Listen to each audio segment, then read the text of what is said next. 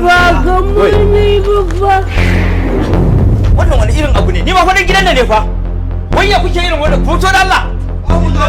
Ke kin ga ke na ga bai dan hankali ce wannan likitan da Allah. Ka zo gidan mu ba dan sanda.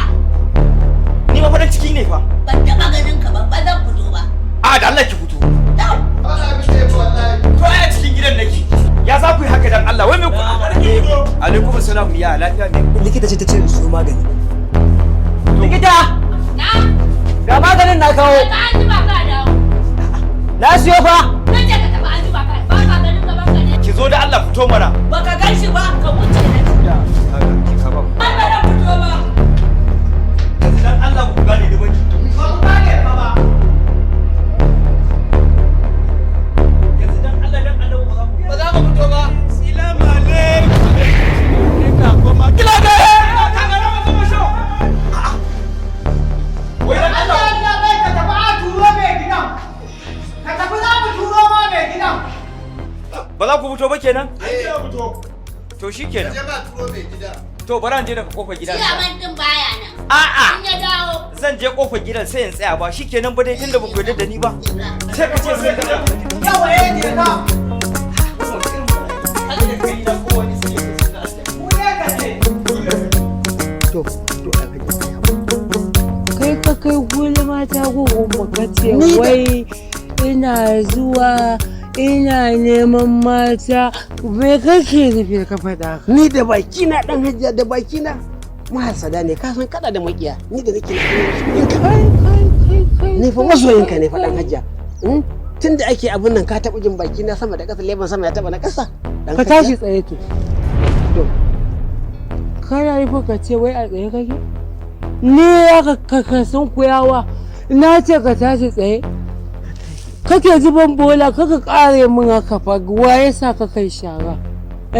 To na daina dan hajja na daina. Ai abin da kace shi za a yi dan hajja. Dan hajja mai naira dan hajja mai halin kirki. Kake kuka waye sa ka kuka? Farin alheri. Ka rufe bakinka kana kuka? Kana kuka waye ya ce kai kuka? Ni nan Bello ban sa uban kowa ya kuka ba. Ya hakuri baba kakka ce na maka wani abu kakkai kuka kai haƙuri baba ka yi rawa baba na rawa baba na rawa baba na rawa baba ka kai ni gidan baba ka kai ni gidan a gidan hada-hada. Ta ki shiga gashi na gaji wallahi sai da muka yi waya da ita fa ta ce min nan ne ga na a harabar gida shiru kuma nan ne ai tunda na ga sayin bol kuma na shigo gaskiya dai nan ne sai kiran waya nake yi amma shiru Allah da iko yake wai da kwance ya faɗi. Ina nan ina ta jimami na ce gashi amma kina da kan gado. Kai bari ai ba iya kwanyar bace ba. Ai ina nan ina ta tararrabi na ce kan in shiga musu gida kuma a zo a ce na ji gida shiru kuma an ce gidan lale marhaban kai. Ba ma ɗazu da kika gani faraina ne a ɓaci nake neman gidan wata ƙawata.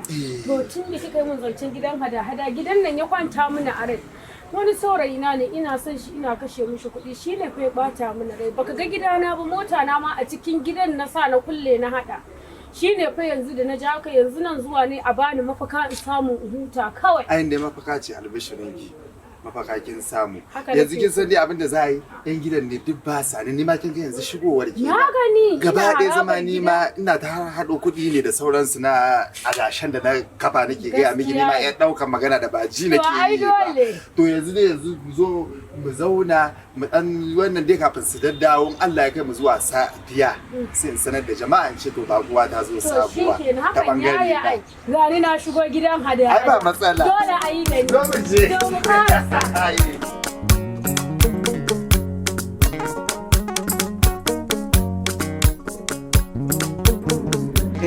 gaskiya anya ka faɗa ko yarinyar ne ya zo ya ban matsala a cikin gidan nan amma bari in fara kira wuciya ma gaskiya saboda na san akwai dan munafurci a cikin gidan nan yanzu nan sai ya zo a haɗa min koko da giya alhaji ya ce in yi cikin checking out Hello, chairman, ranka da ina kwana. An tashi lafiya. Lafiya kalau. Dala na jin na son ganin da minti daya. Alƙara kira ciyaman. Gwara ta hau jirgi ta ce alƙara kira ina jiran ka ranka ya dade.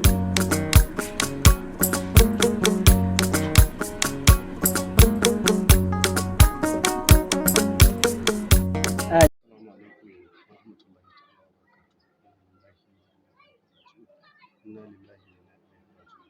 Ina miƙa ta'aziyata ga mu da baki ɗaya da kuma iyayen Bintu.